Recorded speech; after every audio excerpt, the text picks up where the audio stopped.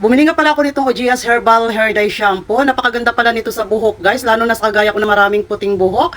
Kaya eto, sinubukan ko. Nakita ko lang pala to sa TikTok. Kaya eto, nagtry nga ako. Kasi yung dati kong ginagamit, napapansin ko, nagdadry yung aking buhok. Kaya eto, naghanap-hanap nga ako na babagay dito sa aking buhok. So ito na nga, guys, tinry ko na. Meron na pala siyang kasamang mga gloves sa loob. So hindi mo na kailangan bumili. At saka, guys, ito ay ready to mix na siya. Kaya i-apply mo na lang siya. Depende kung anong texture ng buhok mo. 10 to 15 minutes mo siyang ibababad. Katulad ng ganyan. Hindi naman nakaka-allergy, guys. Kasi tinry ko nga sa balat ko, hindi naman ako nangati, kaya tuloy-tuloy lang. So ganyan nga ang ginagawa ko, guys. Kumuha pa ako ng assistant na magkulay ng aking buhok kasi nagvi-video ako. Kaya guys, bili na kayo, guys. I-add to cart nyo na. 229 pesos lang. Sulit na sulit ang inyong ibabayad kasi matagal ito sigurado maubos kasi 500 ml ang laman nito.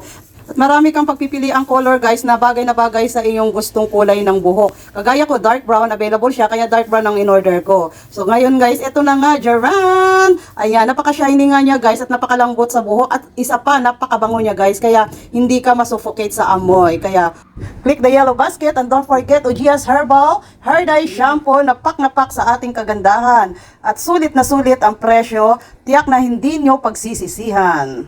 Ito nga pala, guys, pwede sa mga mami, sa mga daddy, sa mga kuya at sa mga ate. Add to cart na!